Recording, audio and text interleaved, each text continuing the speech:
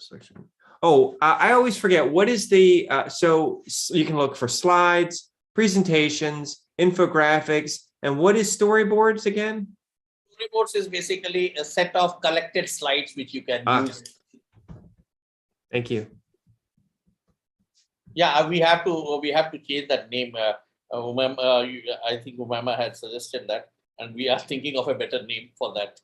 Yeah, because for me, storyboards mean something very different. Yeah. So we are thinking of a new name once we thought about collections, but then again it became too generic. Yeah. I mean, from my perspective, and I think we've had this conversation, I'd consider removing that category altogether, because either I have a slide.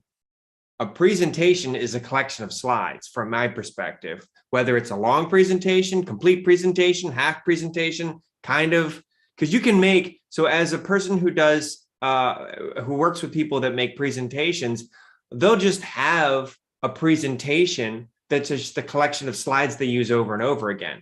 So from their perspective, it's storyboards. It's a collection of slides that they often pull from for different efforts. And then infographics would be completely different. But again, you know your audience better than I do. So yeah, so yeah, we are looking basically, once we get into the usability and the user experience testing, we would definitely get to see, and then yeah, we don't mind pivoting it in a different way or whatever. So the thought when we started was that with that concept was that the subject matter experts and others who directly who may not be creating presentations, but they contribute to the presentations, and their contribution is something which can be used as an asset within the presentation. So for them, we created this particular functionality that they can create their own assets and they can publish their assets on SlideEdge, which any presentation author, if he needs that asset, can pull that into the presentation without looking for separate individual slides related to that. So that was the basic concept. It makes sense. It does make sense. So it just depends upon the user's approach. And in bids and proposals, a storyboard does not mean what I think SlideEdge is representing that it means. Exactly. So we are also looking at now. We actually, this is one of the very interesting use case which came up, and this came up after the first webinar. The people who had a lot of we saw a lot of people registering and using SlideEdge after the first webinar we had. Once you saw, yeah, that was a great and one of the feedback was that can we use these infographics and even the presentation slides as proposal inserts? I said, why not? Yeah, I'm telling you, Abhijit, people, they're going to queue off of the content that's already there, and they're going to want, basically people want an easy button. And if I go to SlideEdge and I have content already built, graphics or whatever, I'm just going to grab it and use it. That is probably the #1 reason why you'll pull people in it first. Once they realize the power of SlideEdge, you'll keep them there, because when you work with a lot of assets, you need something to manage those assets. Yes. And SlideEdge is amazing. And also the feature that, like, it is not that you pull it in at the way you see it. You can now brand it the way you want to brand it. So that's awesome. You upload your own theme, or you define your own theme and apply it before you download it. So you now get your branded content. It's not just the content which you get a branded content as per your thing. So that's exactly what we are saying. Yeah. I understand. Simple intro from Mike. He makes presentation looks like thanks, Rupesh. Yeah. Good one. That's funny. Well, I'm very excited for Slide Edge, and hopefully, not only is your adoption rate growing, but also you don't have high attrition, that people stick around. Yeah. Yes. Definitely. That's it. So yeah. All right. How many, So that's Rupesh, how many, do we have people in the waiting room, or you don't know? No, we don't have. We have 7 attendees already. Oh, 7. Maybe we won't hit 20, but we'll see. No, I think we will as in people start rolling in. Maybe we can do in next 1 minute, 2 minute we can have. It doesn't matter. But yeah, it doesn't matter. But yeah, as long as we have it. As well, as long as we are delivering value to every participant present and every participant who is going to see it doesn't matter how many were present. We are in a virtual world now. Right, so, exactly. And they'll watch it on their timeline, and that's the way it works. So that's the way it will work. So yeah. So I think we can start rolling out right now. Out now. Yep. So ready to roll, Pitho? Yes, sir. Okay, great. Okay. So good morning, good evening, everyone. I know a lot of people joining from different locations. So good afternoon, good evening, good morning, wherever you're joining from. And welcome to this webinar, second webinar of the series Mike is conducting on presentations. The series of webinars specifically is looking at the different aspects of how we can enrich the regular power of PowerPoint by using tools, tricks, techniques. And when it comes to using the tools, tricks, and techniques, there can't be anyone better than Mike to share those. He has always been on the side on finding out innovative ways, awesome ways of creating magic with PowerPoint. So, and I don't think Mike needs any introduction to the audience here. So thank you, Mike, for being here. And it's a pleasure, great pleasure to welcome you. And thank you everyone for joining in. And we will be, Mike will take it through this. And of course, at the end of it, I have some announcements to make, which is going to be interesting for everyone participating here. So please stay back with us till the end of this. And please do feel free to ask your questions. And it would really help us if you put your questions and answers in the Q&A in the Q&A panel, basically. And as and when I see a question relevant to be answered at that particular moment, I would request Mike to take that question, or else we can take the questions at the end of the session with Mike. So with that, Mike, it's all yours.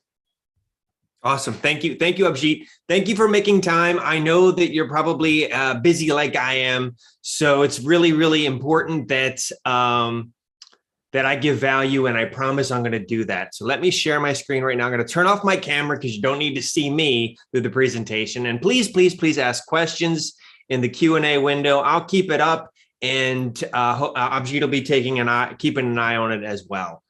So today, what we're going to figure out is how to create powerful presentations from start to finish. And we're going to learn a comprehensive approach. Now, I'm a geek, I'm a nerd, I've written a couple books. We're going to focus on a process that's in one of the books that I wrote. And if you are in sales, don't be concerned that it says a trainer's guide to PowerPoint. Every technique that I share for education is equal to sales. Everything that I do for sales is equal to education. Essentially, we're trying to increase understanding, recollection, and adoption. And that at its core is what sales is all about. So the process, the 3 steps that we're going to go through are discover, design, and deliver. Those are the 3 steps in the process. And we're going to focus on, when it comes to this process, we're going to focus on the problem. We're not going to spend a lot of time on, we're not going to spend any time on delivery, because right now, this is about creating powerful presentations very efficiently, very effectively, with the techniques and the processes from discover and design. We're going to focus on takeaway storyboarding and rendering and design because that is actually making the slides. All right, let's get started. Number one is understanding the problem. This is a unique take that I've not seen too many developers or designers do. What we're doing is we're taking a look at the current state, meaning who's our audience, what's their current state, how does it work now? And then we look at their goal state. Where do they want to be? Between where they are and where they want to be, there are barriers. These barriers are preventing them from getting to the goal state. Our presentation, the job of our presentation is to get them to navigate around or over those barriers to get the goal state. Now, normally, when someone creates a presentation, they look at their objectives, their goals, their sales goals, and that would be the benefits. You know, hey, I want to buy a car. I want to get a new car. That's a benefit. Hey, I want to get a car. And so to a salesperson, that would mean, oh, well, let me sell you this car. However, my recommendation is that we look at the barriers or the problems. Why am I suggesting we do this? Is because it's how we make better presentations. It's how we come up with better solutions. Because if I were to focus on delivering just the benefit, I am not able to effectively empathize with the barriers that my audience takes, my prospect, my learner, my audience. So if I were giving the presentation, I would say, hey, you're going to be able to, and then I would insert the benefit here. But when I make the presentation, I want to know what those barriers are. Those barriers help me better empathize with my audience. Empathy is the secret to creating effective, powerful presentations. Because if I can resolve their problem, then what I get is I get a solution that then I can present to that resonates with them. Because I could say, hey, let me sell you a car, but wait a minute, what is your problem? Well, essentially, I can't get where I need to go efficiently. Oh, you can't get to go where you need efficiently. Well, it might not be a new car. Maybe it's rent a car for one day a week and use public transportation the other. That would be the most cost-effective solution. That is the difference between focusing on the benefits versus the problems. Quick question for you. When it comes to problems so presentations that you create, what problems are they solving? Be very specific. You can type it in the chat if you want to. Abhijit, when you've created a presentation in the past, what type of problem, very specific problem, were you solving? Can you think of a presentation you created in the past when, if you look at it a certain way, you're actually solving a problem? Do you remember what that problem was? If you ask me to be specific on the problem, I would look at what was, because I worked on from a pre-sales side where I may not be directly interacting with the client, but for me the client was the sales team, which would tell me that, okay, Abhijit, I need to present this to my customer. Can you share a presentation on this? And you would give me a brief.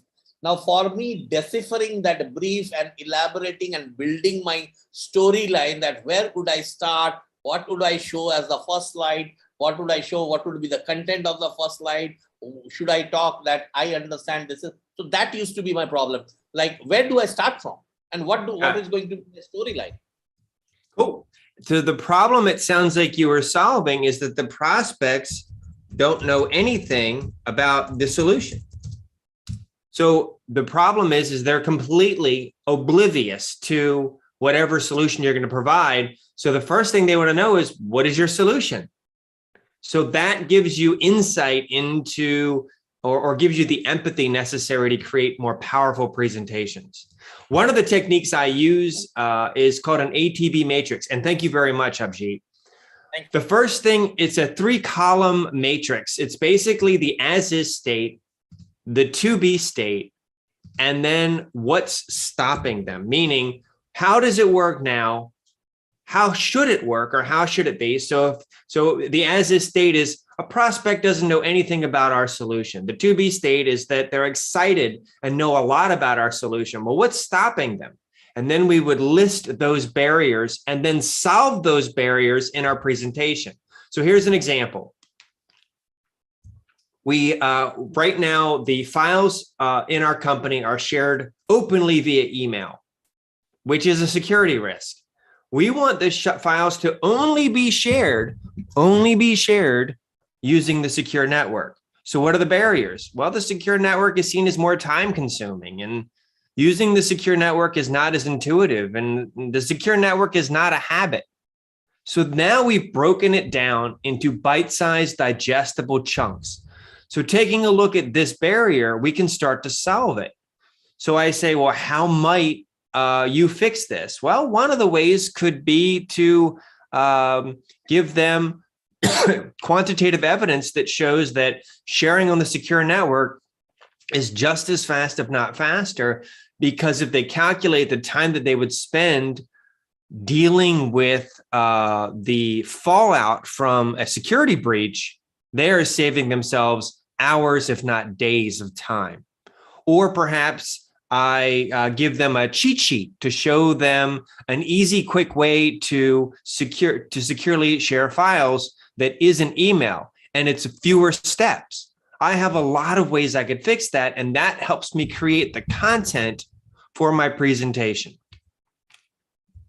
Ultimately, the goal is to solve the audience's problems. What's keeping them from getting where they need to go?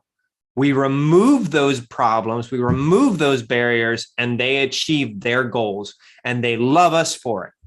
The next thing, if we were to go into this in detail, we'd talk about the mission, which is essentially our goals or objectives, how we're going to measure our success, listing any requirements that we have. For example, is it virtual? Is it live? Is it printed? Is it, I don't know. And then last is, what resources do I have?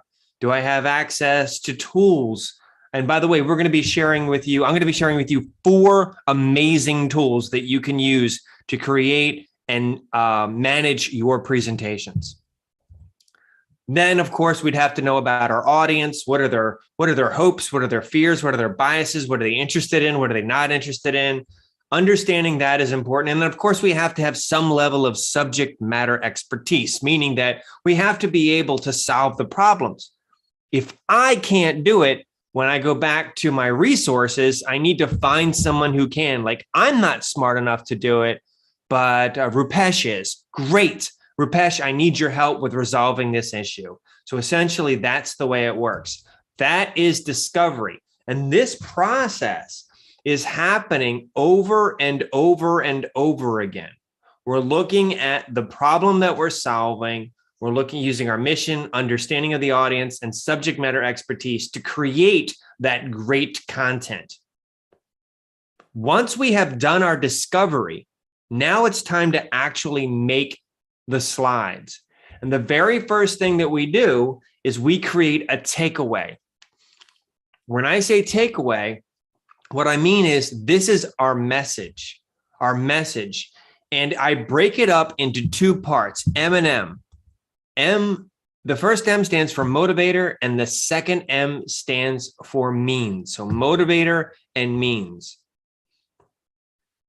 Can you can type it in the chat if you want to. What are ways to motivate people? Abhijit, can you think of one way that would motivate you to do something? Can you think of something off the top of your head?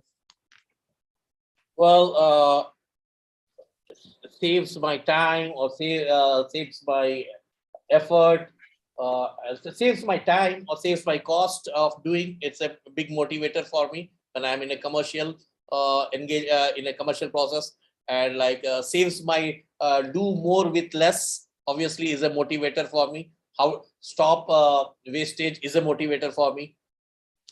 Absolutely. At its core, Abhijit, you nailed it. At its core, there's only 3 ways to motivate a human being, and that's pain, gain, or fear. And I don't like fear and pain. So like Abhijit said, I focus on gain. And so what Abhijit was saying was things that he gets from that means. So I can save time. I can save money. I can do more with less, by using the means. You can have up to 3 motivators. Why? Because you might have different audiences. For example, you might have a tactical thinker, you might have a strategic thinker, or you may have somebody that's not invested at all. So you come up with your motivator, which I recommend you focus on gain, benefits that you're going to get. So this is your message. This is your takeaway. You've already solved the problem in your discovery. Now you're about ready to give your sales pitch, if you will. So you say, hey, make your job easier. Well, how? By using this new tool. Oh, okay. Then, of course, you would have to have a conversation with your audience. Now, they never have to say anything. It's just you present this. This is your first slide. This is your quote unquote title and or agenda slide. You say, hey, make your job easier by using this new tool. Of course, the logical response would be, oh, and by the way, I forgot to mention that your motivator can sometimes be implied. Sometimes it can be. I'm a big fan of being explicit, but sometimes if your new tool is well known and you don't have to say the motivator, you can get away with that. Most of the time, we want to specify what that motivator is. So if you said to me, hey, Mike, I can make your job easier by using this new tool, I'm going to say, well, what's the new tool? And then I'm going to ask, well, how will that new tool make my job easier? That's your presentation. That's it. You just have to answer those 2 questions. What is the new tool, or what is your means? And how will it give me those motivators? And then we answer them as efficiently as possible. So I would say, hey, the new tool, it's right here. We just added it to your software. Just press this button right here. And if you press that button, it will automatically create your reports when you do this. Oh, well, that does make my job easier. And then you have your presentation. So you create your takeaway. Your takeaway, which is broken up into motivator and means, is going to be your quote unquote North Star. It's going to be your adjudicator, the driver for your presentation. It's going to direct what content goes into your presentation, because you've already packaged it in such a way that it was provocative, interesting, engaging. Because if you tell me, hey, we got this new tool, I'm like, I don't care about your new tool. But if you say, hey, you're going to save money and time with our new tool, I would say, well, what's the new tool and how much money and time will it save me? And how will it save me that? Next thing we're going to do is we're going to go to storyboarding. So we've created our takeaway. We've created our motivator and means-based message. And now it's time to move forward with that. The first thing that I'm going to do is I'm going to outline it, pretty basic stuff. Then I'm going to concept or sketch the slides. I recommend not opening PowerPoint. Even Microsoft says the worst thing you can do when you start a presentation is to open PowerPoint. Instead, sketch it out on a piece of paper, on a Post-it note or something like that, because we're not limited by our proficiency in Keynote, Google Slides, or anything. If you want to, you can build a mock-up after you're finished, but I don't even do that anymore. I just sketch it out. Then I test the sketch. Like basically I present to the little thumbnails and then I update as needed. So let's take a look at this very, very quickly. So outline, what do I mean by that? Well, I mean is you create a basic outline. So we say, hey, reduce cost 15% with 3 steps. Now that is your agenda and or title slide. And if you look at this, it's broken up into 2 parts, a motivator and a means. So then the question would be, what are the 3 steps and how will it reduce cost? And that would be the rest of your slides, answering what is the means and how will it give me the motivator or motivators? That's it. We're done. That's how you create a powerful presentation. It doesn't matter whether you're creating 400 slide oral proposals for a bid or tender, or if you're creating a 3-slide presentation to your boss. The process always works. So once we do that and we have our outline, the next step in the process is to conceptualize or sketch the slides. So what I would do is on a piece of paper, I would just start mocking up or sketching the content that I expect to see on the slides. It does not have to be fancy. Instead, I encourage you to not put a lot of time in it, excuse me, and to instead just do very, very rough sketches. In fact, what I'm showing you is too fancy. I don't even think you need to go this fancy. Why we're doing this is because it helps us work through our story and how we may be showing it. One of the tools I gave out in my last presentation was a graphic cheat sheet. If anybody wants a copy of that graphic cheat sheet to help you come up with visuals, just reach out to me. I'll give you my email address at the end. Just say, hey, Mike, can you give me that graphic cheat sheet? Of course I will. Of course I will. Once we come up with that sketch, or you know what I'm going to do right now? I'm going to do this for you. I'm going to go here, create a new slide. I'll give you the graphic cheat sheet right now. I'll put it in the chat window. So if you, in the upper right corner of this page, you can download the graphic cheat sheet. That way you can download it and go from there. Just makes it easier when you're coming up with visual representations or how to augment your slides with visuals. That's a great tool. So if you look at this, the sketches completely line up with my outline. I'm just basically finding a way to represent that content on a slide. So once I figured out, what I'm trying to say, I put that in a sketch. So if you want to, you can build a mock design in PowerPoint. What I mean by that is if you look at one of these sketches, you could in PowerPoint put something really basic together. I mean, this is really basic. And just say, hey, this is my agenda slide. Hey, do you want to save 15%? Use these 3 steps. Now, you don't have to do gears or anything like that. You can just do circles or something really basic. It doesn't matter. We got a question about, am I going to share the slides? What I'll do is I will share the slides with Abhijit, and then Abhijit can send them out to everybody. That way you can get a copy of them. Just do take good notes, because just having these slides probably won't be enough to remember exactly what I said. Thank you. Abhijit said, yes, you will absolutely share them. So the next thing that we're going to do is we're going to test it. Now, here's a true story. So I was working at a conference called Training Magazine, or Training 2021 virtual conference, and I collaborated with a bunch of thought leaders in the industry. And our job was to create a PowerPoint presentation that may save somebody's life. So I worked with Bill Monroe, who had a stroke. He was I think he was 40 years old or younger, and he had a stroke. And he wanted to prevent people from having a stroke, or at least minimize the impacts on their lives. Because basically, the faster you get medical help, if you have a stroke, the less complications you will have. So Richard Goring, Lori Collar, Rick Altman, and I worked together to create this presentation. So I went ahead and I did a sketch. We did the same process I'm doing with you right now. I'm showing you. We did this process with Bill Monroe, and these are the slides that I sketched out to help people understand how you minimize the impact of having a stroke should you have one. Once I did those sketches, what Bill did is he used those sketches, just scanned them in, and he presented to them.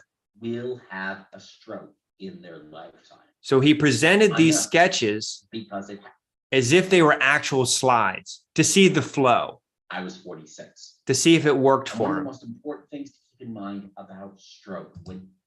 And after he did this, we're going to talk about how you can do that. And he realized that it worked perfectly.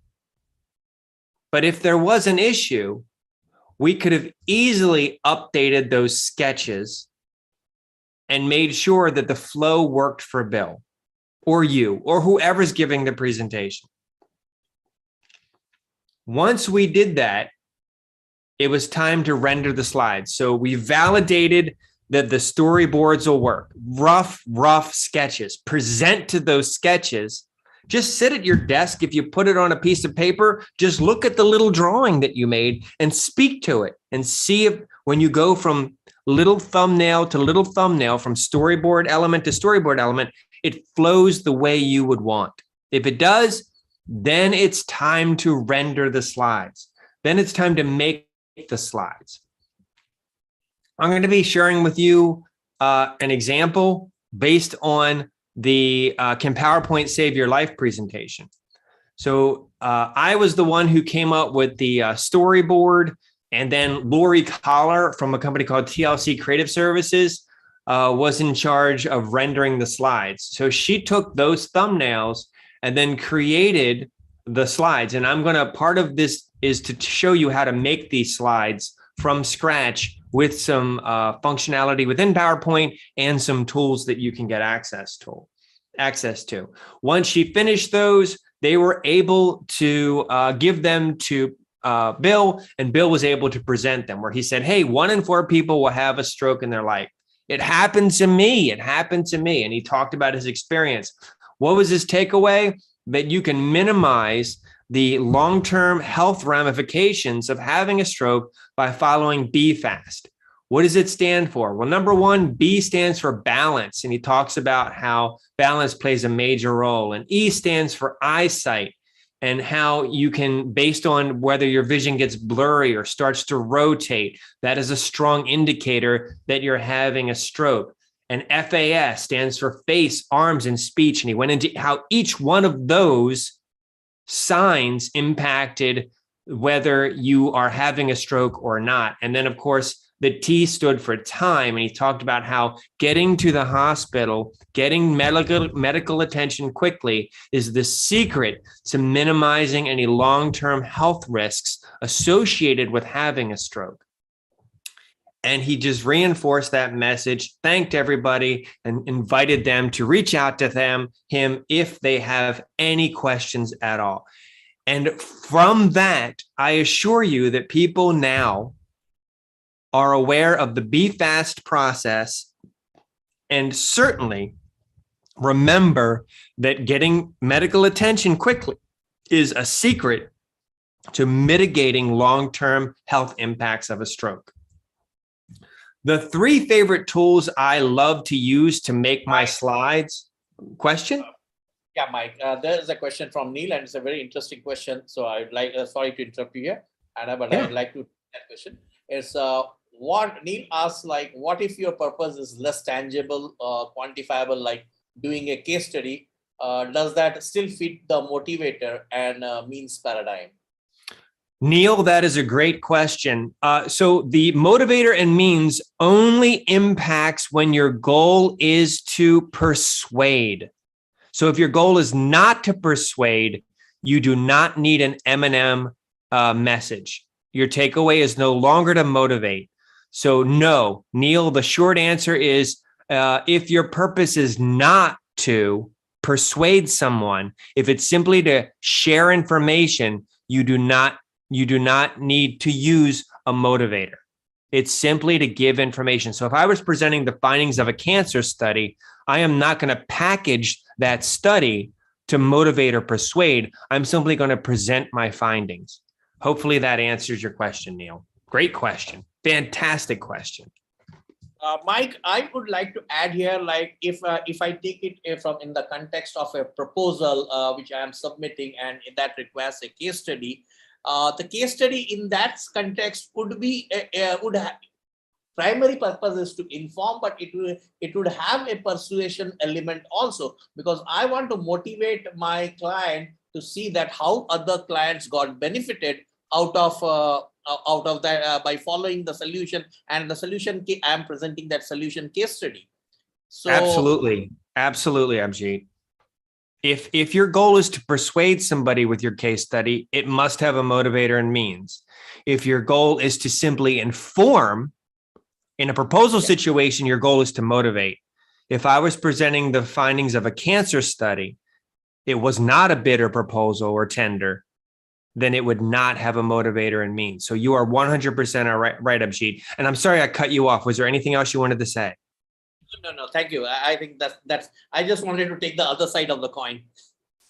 Yes, absolutely. Case studies embedded in a proposal would, or a presentation meant to persuade, would need an M&M, a motivator and means. But if the goal is not to persuade, it's simply to inform, then no, you don't need it. In fact, it would get in the way. All right, so let's take a look at 3 of my favorite tools. Going back. Let's take a look at each one of these very quickly. So Pexels is a great resource. It's free. It has photos and videos. So if I type in, let's say medical, I don't know why I'm doing medical. Let's type in Agile, see what comes up for Agile. And I type in Agile, you're going to start to get images for Agile. It may be appropriate, not appropriate. Pixabay, well, let me put these in your chat window. How's that? Put these in your chat window so you have access to them. So here they are. 1. Here's Pexels. Number 2 is Pixabay. Pixabay is amazing. Again, it's free and it has images, vectors, videos, and music. So you can put those in your presentations. Same theory. I tend to like the images better from Pexels than Pixabay, but Pixabay does offer an alternative. The third one is called Build-A-Graphic, and it is a PowerPoint add-in. And I'll show you exactly how it works. So it's a PowerPoint add-in, only works on Windows. It does not work on a Mac. There is an option, a Mac option, but it is not a PowerPoint add-in.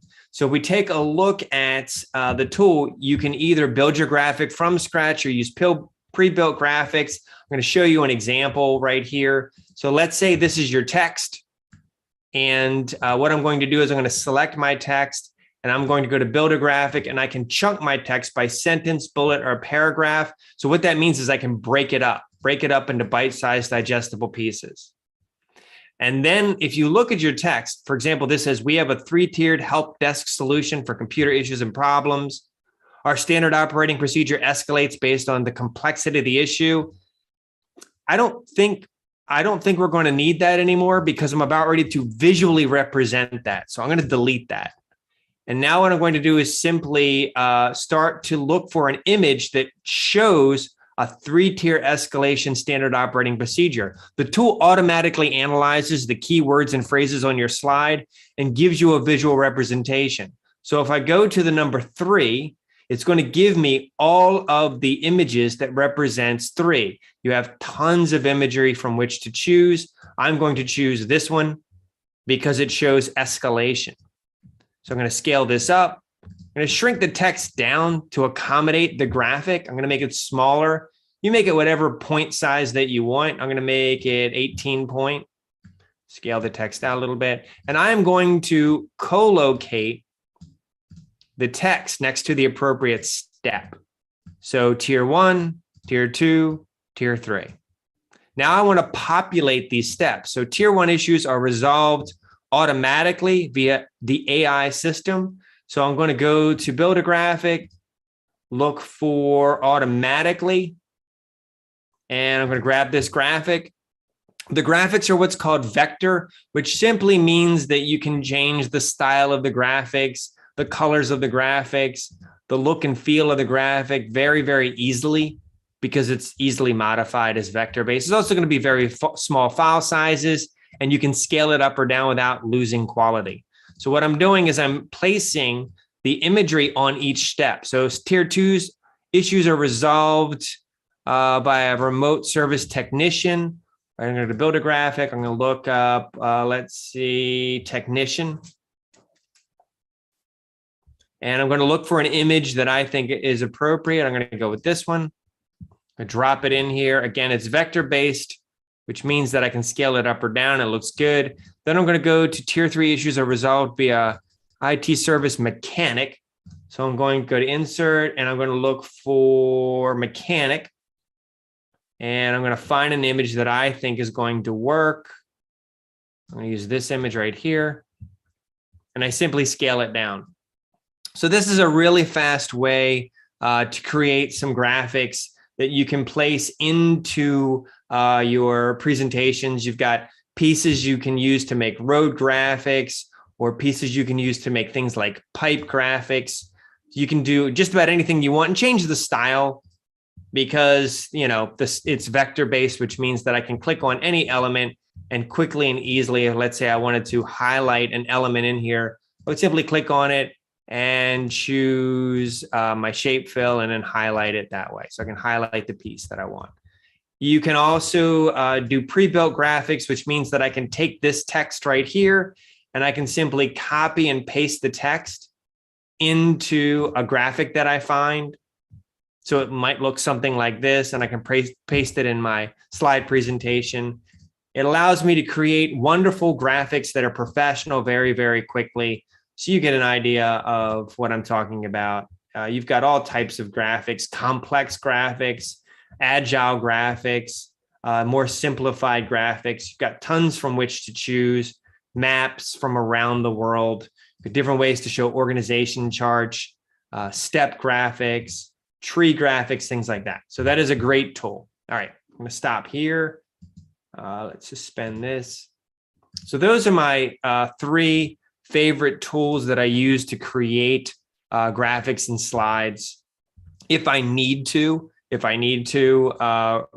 graphics, because really at its core, when you create a slide, when you render the slide, you can either build it or buy it.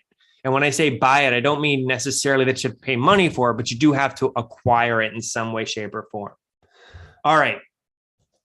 So okay, I've got these great tools. How do I build out a slide? Well, the secret is to keep it simple, Silly. Keep things very, very simple. So I'm going to show you real time how you can build professional slides. The first thing I'm going to do is I'm going to draw a rectangle on my slide, on a blank slide. This is for the color background, if you will, and I'm going to scale that up. So I've got a background. The next thing I'm going to do is I'm going to add my logo. So drop your logo in there. Whatever your logo is, just drop it in there. And maybe I'll just add a line. If I want to make the line a little cooler, I could make it a dotted line. It's completely up to you. And then I would add some text. And this becomes my title slide. Keep it simple, Silly. Very, very simple title slide. So I've got I've got a colored background. I got my logo. I got a line and text box. I can then use these same elements for my content slide. So I've got a title slide. I'm just going to move these elements around, and now I have a content slide, a professional looking content slide. I have my logo, I have my title, and now I can add actual content. So the content would be simple text boxes. But this looks like what everybody else does. So I'm going to do something different. I'm going to break it up, not using bullets, and it's going to make it look more professional. So all I'm doing is, instead of doing bullets, I'm going to break it up another way, and it looks better. I can augment that with a photograph that I downloaded from Pexels. If I want to, I can make that photograph black and white very easily in PowerPoint. You just go to your image function and change it to black and white. You would do that right here. I would go to picture format and then corrections, or color. I would go to color, and I could easily change the color there. So it would allow me to change the color. I could change it from colored, grayscale, or anything that I want. Alternatively, let me go back. Alternatively, let's say I don't want a photograph. I'm glad, Neil. Thank you. Alternatively, you could augment it with a visual. Now, this is a visual showing that we discover, design, deliver using a metaphor of climbing a mountain. So this is using Build a Graphic to drop something in, or I could have used some isometric graphics to literally show, discover, design, and deliver. So I could have done that. But let's go back to the photograph. Let's go back to the photograph example. So the next thing I could do if I wanted to is I could increase the size of the photograph and then add a transparent rectangle in the background. Let me know if you don't know how to do that. I'll show you. But you just add a rectangle in the background and change the opacity. I could then augment this with some icons that I drop in from Build a Graphic. I could change this around if I want to. For example, I could say, put the photograph to the right and put the icons down the center. If I want to, I could move the icons off and just have the text down the left side. Or if I want to reinforce the fact that discover, design, and deliver are three things, I could drop in a symbol that I got from Build a Graphic that reinforces that it's three things: discover, design, deliver. So what I'm doing is I'm taking those same basic elements from the title slide that I developed, a logo, a line, and some text boxes, dropped in a photograph and some icons, and I now have a professional design. Keep it simple, silly. Now, when you create all these amazing designs, I find that I need to manage all that. We'll talk about that in a second. So that at its core is rendering, keeping it simple, silly, using Pexels, Pixabay, Build a Graphic, or whatever tools you like to use, or make the graphics or the content in PowerPoint. That's up to you, or Google Slides or Keynote or whatever tool you like to use. Now, one of the things that I deal with all the time is I've got this large library of content. How do I manage it? Well, one of the tools that I highly recommend is called SlideEdge. And let me put that in so SlideEdge, this is the website right here. If you go click on that, and it is a resource. It's an online tool. It's platform agnostic, so it doesn't matter whether you're on Windows or Macintosh or whatever you're on, it just works. It allows you to look for your slides. So maybe I'll type in IT services, and I type it in, and it looks for all the examples in my library of IT services. When you upload the slides, it automatically meta tags the information based on your content on your slides. So it makes it very easy to find. You can also, it can help you work with a team or modify your slides. So let's say I want to I click here, the agile process. What it does is when I find a slide I'm looking for, it gives me similar slides. So maybe I'm looking for something and I don't want to use that first slide. I want to use something else. It gives me those options. I can then add anything to my studio. What does that mean? It just means that when I go to my studio, I can then start to move things around and save and create a unique presentation. So I can start adding, dragging and dropping other slides that accompany this, and then I can download that presentation locally. Hold on, let me get something out of the way. Download it locally. So once I finish creating my deck, I can then launch it in PowerPoint and continue to modify it and or share it any way that I want to. So it's a very quick way to not only manage all of your slides, all of your content. And what I mean is it makes it very intuitive because there's a pretty amazing AI engine behind all of this that's doing all of the heavy lifting for me. So I don't have to worry about creating all the metadata. And there's some great new features. For example, they are working on creating a themes applier. So basically, if you have a deck and you want to change the style of it to meet your corporate brand style, you would then apply a theme. So that's being built out right now. They also have great filters and they're just continuing to evolve it. And you can add at any time, you can add stuff to your own workspace that you add in over through different resources. It's a great tool to use to manage a large volume of PowerPoint assets or presentation assets, I should say. All right, let me go back here. Let's keep going. So I left a fair amount of room for Q&A at the end because I never know what questions people have. Some people save them to the end. And then, of course, if we get done early, I don't think anybody's going to complain about getting a few minutes back on their day. Does anybody have any questions about anything that I talked about so far? You can go ahead and type it into Q&A, or you can type it into chat. Any questions about anything that you saw or heard today? Abhijit, are you good? Do you have any questions? One question which I had was related to rendering of the slides. Typically, the rendering of the slides. What typically challenge we see is that when you are rendering, everybody who is a presentation, who is not a presentation designer, like a sales guy, and a sales guy who is not a presentation designer, he may not be knowing the intricacies of or the features of PowerPoint. Now, what do you suggest that how can they bring in a consistency in the look and feel of the slides? Are you talking about a casual somebody who is not creating the slides, or someone who has to create the slides that is a casual user?